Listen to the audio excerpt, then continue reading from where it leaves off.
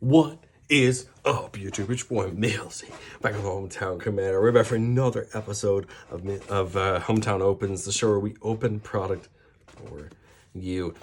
If you recognize these guys, it's probably because you saw the last video I did opening up these. These are the Deluxe Commander Kits that were on sale at Costco here in the US for $40. Well, I'd gone back into my local Costco because I wanted to get another one of the Falthorn ones, figuring, hey, it got good value for me last time. And I thought I would run it back again and open it up again. I wasn't originally planning on opening it on camera, but I thought I would, hey, get another one and get the value out of it. But I went back today, and Costco had them on sale for $24.97, making a precon like Analia or Falthorn more worth it than the price we would pay for it. And so originally my plan was, oh, well, I'll get two. I'll get Analia and Falthorn, and I'll get my value, and it'll be a good time. The Falthorn deck I opened originally, my Passion Archaeologist and Jessica's Will went into decks, and so that was just as good as I could have done otherwise, since some of those cards are pretty pricey. But this time around, I thought about it, and I got Nalia for the value. My intention is to open that deck, sell the cards in that deck to make as much money as I can get back. But I decided to get Captain Agathrod, the Mindflyers deck, because it's a deck that I've always enjoyed. I enjoyed my episode of Millzy Brews for it, and I've always enjoyed the idea of the deck. You're not just milling your opponents, but you still have a combat. As a player who loves combat, that makes a ton of sense for me. And the horrors are fun. A lot of them are cool cards, and the Precon had a lot of really cool stuff, as well as some really cool reprints. And so I thought, why not take this? My local shop that I go to play at, there are some players who have decks that are a lot closer to precons than some of the decks that I have. And so I thought, why not keep this as close to a precon as I can? Maybe upgrade a few cards in it, maybe take out some cards and just put in some consistency things, draws, mana rocks, that kind of thing, and have a more low-tuned deck to play with, and one that I'm going to enjoy playing with. So we're going to open up two Deluxe Commander Kits today. Each of them comes with our CLB Commander deck with that two-card sampler pack, a pack of Baldur's Gate here, a pack of Wilds of Eldraine, and a pack of March of the Machine. So I'm going to take all of the effects out of the box, and then we'll open them up individually on their own. As far as the packs go, these are 3 set boosters, which is at least better than nothing when it comes to boosters. Obviously, you do have the chance at multiple rares, and you have a chance at multiple rares, and of course the art cards, which I do collect. We do still have that same Goro and Ryu promos, which are not worth a lot, which is fine, but it is still cool to have them and enjoy them. But let's do our 3 boosters first, and then we'll get into Mindflayers, hoping we get something really good out of that sampler pack. There's a lot of cards in Baldur's Gate that you can get out of that sampler pack that are pretty darn good. Well, let's do March of the Machine first. Having our art card there. Foil basic land. We have a Plains there. Volcanic Sprite. We're getting through our commons. So this is looks like this is an actual US pack. So our rares are going to be in the back, where sometimes when you open set boosters, they're the Japanese printing where they're in the front. Invasion of Amonkhet's a really cool one. Each player milling 3 on the front. Each one discards a card and we draw a card. And on the back, you can have it come in as a copy of any creature in the graveyard. It's a really good card for any decks that care about graveyards, especially those zombie decks, because it does flip over as a zombie. But I think it could be even good in Muldrotha or something like that. Something where you're really taking advantage of your graveyard. Daxos is our Multiverse Legends card. Rankle and Torbrand isn't the best in the world, but it is an interesting card. Deadly Derision. And then Coalition Victory is our list card. Well, friends, this would be fun if it wasn't banned in our format, but that is a fun card to have and kind of laugh, isn't it? Coalition Victory is banned in Commander, but a cool card nonetheless. Let's get into our pack of Baldur's Gate. There's a couple dragons that I would be pretty happy to pull. Of course, any of the ancient dragons would be pretty great, as well as other things. We have our Valor there. I still really love this frame. I kind of wish they would bring it back in some degree. Maybe we'll go back to Baldur's Gate again. Who knows? Still good. Corlessa, one of the new pieces of Dragon Sport. We get a background, 1 in every pack. We get Cloakwood Hermit. All creatures we own, all commander creatures we own have at the beginning of your end step. If a creature card was put in your graveyard from anywhere this turn, make 2 squirrels. Probably something I could see being played in Shatterfang. Settle the Cavalier. And Lozon, Dragon's Legacy. Pretty important for either Adventure decks or Dragon's decks. Can get out some damage that way. Candlekeep Sage, so what, 3 background pack. Flaming Fist, another background in the foil etched. Undermountain Adventurer, when ATBs, we take the initiative and add 2 green. If we've completed dungeons, 6 green instead. I could see that being useful in some decks. And Timora's Invoker. All right, it's only 1 rare in that one. Not too bad. I mean, not great, but hey, we'll take it. Again, the point of these purchases in my head is that either the value of the cards I will get out of the deck or sell to put cards into others' deck is more than worth the cost of the box. So anything we get out of these packs, to me, is just a bonus. Wilds of Eldraine, a fun set. Quick Study seeing some play. Of course, Adventure is back, and there are a bunch of new Adventure creatures. If anybody has an Adventure deck, I'm sure you're very happy about that. Splashy Spellcaster. Pollen Sheared Hair is one of our rares. This is in the showcase frame. This is a card I've always been kind of intrigued at. A lot of people are pegged this card for those green-white tokens decks because of the Adventure ability there, and then, of course, giving all your tokens +1/+1. Redcap Gutter Dweller. Comes in with 2 black rats, and then beginning your upkeep, you can sack creature. If you do, put a counter on it and exile the top card and play it. Kind of an interesting ability. I don't know how much play this will see in a format like Commander, but this was really fun to play in Limited. We have something with a pretty frame. This should be our Enchanting Tales. Looking at this looks like Curiosity to me, and it is. Curiosity, of course, most infamously comboing with Nib Mizzet. But whenever a creature deals damage to a player opponent, we draw a card. Get a foil cut in. Okay. Not too bad out of the packs. Would have wished for something a little bit better, but that's okay. That's the thing we accept when we open booster packs, is sometimes you don't get your complete value. But let's get into Mind Flayers. I did the same thing I did last time. The box is bigger at the bottom than it is at the top, and my brain says let's open it from the top. What a dummy. We see Captain Agathrod there. I think I'm going to keep this box, and after I sleeve up the deck, I'm going to put the deck back in here. Of course, you get your tokens and punch-outs there. We do see the captain himself on the box, which is cool. I've always liked the ideas of these boxes. I just wish they were a little better at protecting from other things. But the cool part is you can fit a completely sleeved commander deck in that, which does make it pretty good at least. Let's open up our sampler pack. This is going to have 2 cards in it. I believe one is guaranteed to be a rare, one I believe is an uncommon, but they should be in from this set and in showcase frames we're in. We see Nine Fingers Keen. This was the Gate commander that came out in Baldur's Gate. And then our other card is a Live-In Cultist of Tiamat. Whenever you cast a non-creature spell, target creature gets +X/+0 until end of turn where X is that spell's mana value.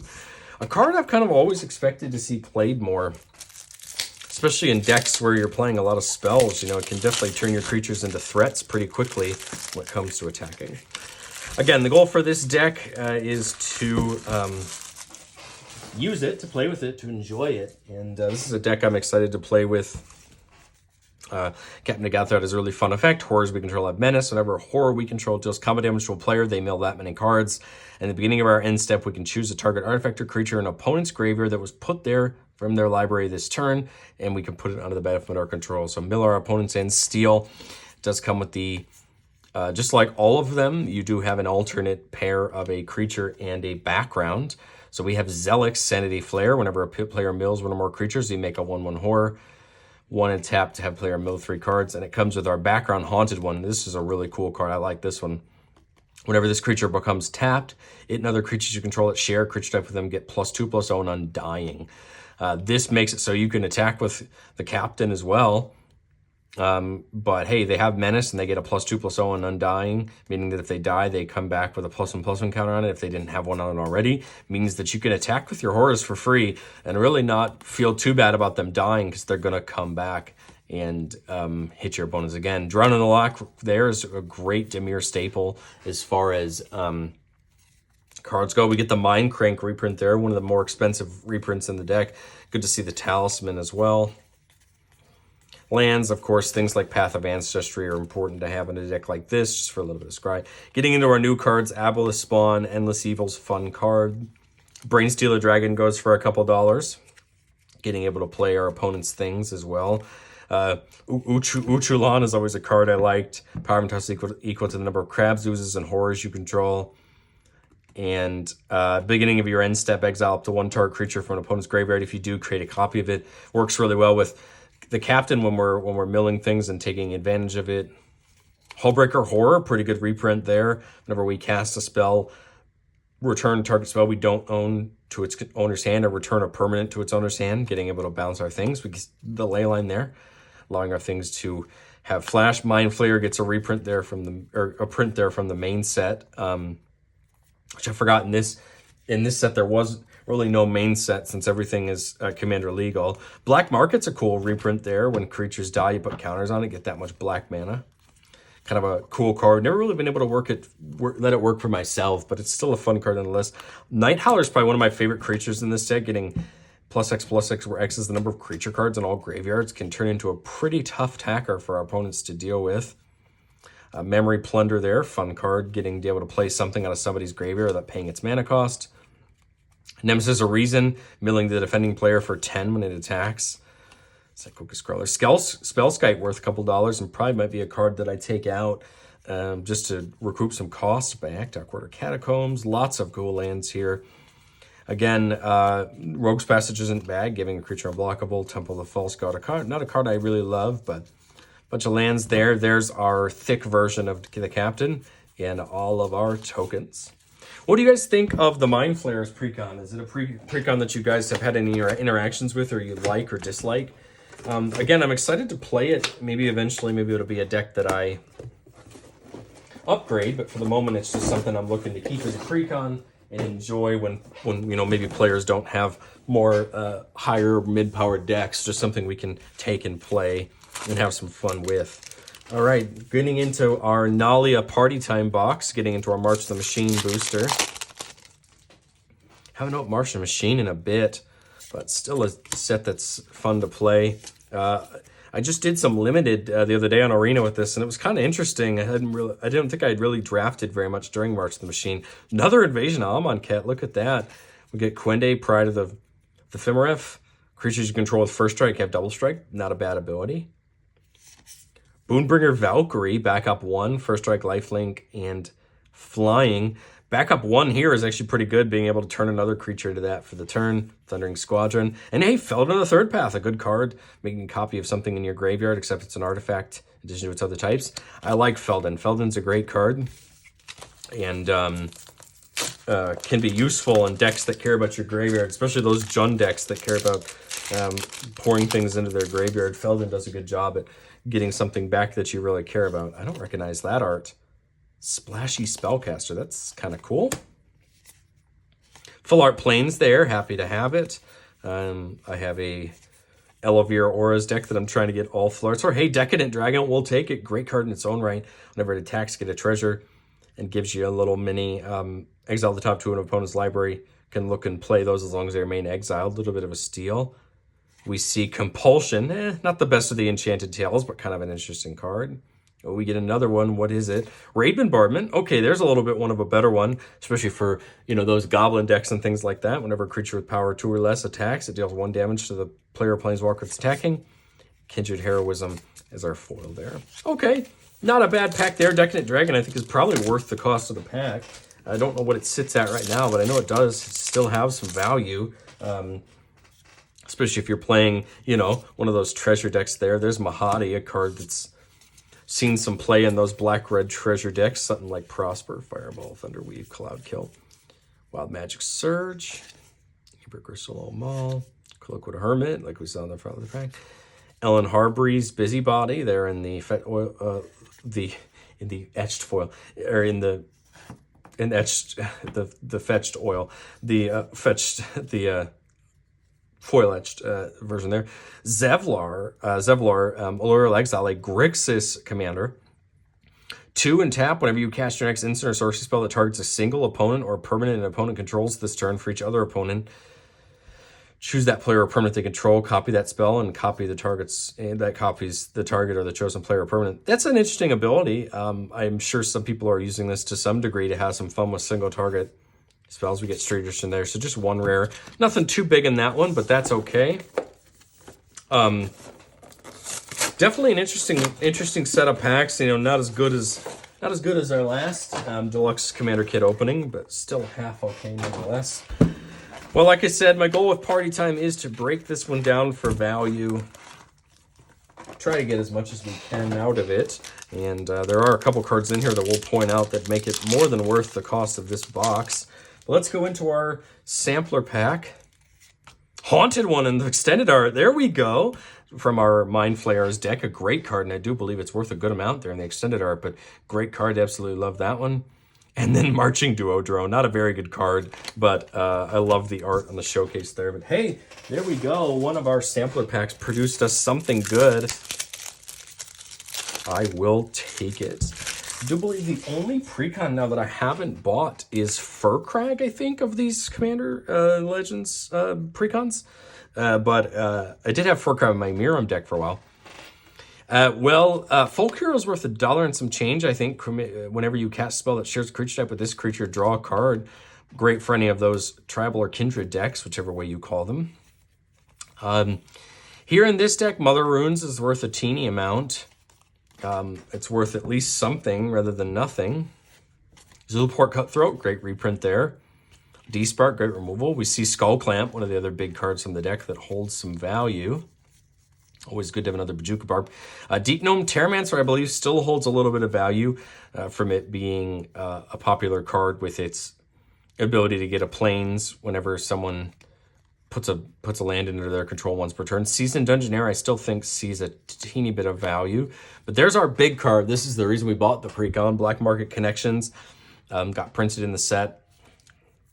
And this precon, the precon was really the easiest way to get this. Of course, a very popular card and a black staple now in Commander, and it does a very good job at what it does do, getting you extra value every turn. Just all Goldmane might have a teeny bit of a value. I don't know. It's a fun card. Great in all of those cat decks that have just come out. Case the Lunar, great card. Mirror Entity, not a bad card. Being able to buff your entire board. Selfless Spirit, probably worth something, protecting your entire board. Formation. Butcher of Malakir, of course, great card, well used in those black sacrifice decks. We see Gonti, great commander in its own right. Grim Haruspex, there we go, drawing a card whenever a creature dies. That's well used in some decks. There's the other big money card that I know of, Grim Hireling. Whenever one or more creatures you control deal damage to a player, great 2 treasures. I know that one's well used in some treasure decks. We see Felissa. I believe this was a reprint, right, from Strixhaven, but Felissa's a card I really like, getting you tokens back. Maskwood Nexus, I believe, still holds some value, and that was another one of the big ones. And then there's the big land from the deck, Mutavault, making itself into a 2/2 with all creature types until end of turn. Love to see Shabbling Vent, of course, from Battle for Zendikar, one of my first sets into Magic, and I said I have a lot of love for Vault of the Archangel. War Room there. Getting a reprint. I don't know what War Room sits at, but I know it's a popular land. Tainted Field, a bunch of our basics, and then there is the thick Nalia. Well, no, what'd you guys think of our second run at the Deluxe Commander Kit? I know the first one did pretty well on the channel. I thought, hey, why not try it again? I'd love to know what you guys think of these Commander kits. I think now, if you can find one at your local Costco for $24.97 like I did, they're even more worth it. The deck itself is at least $40 if you're going to find online. And of course, I picked this deck because of the Black Market Connections and some of the value. Of course, Nagathrod has some good value in the deck, although, like I said, my intention is to play with it personally. But let me know what you guys think of this opening. And as soon as my Murders at Karlov Manor stuff comes in, we'll be doing some openings for that. But thank you guys so much for watching, and I will catch you guys next time.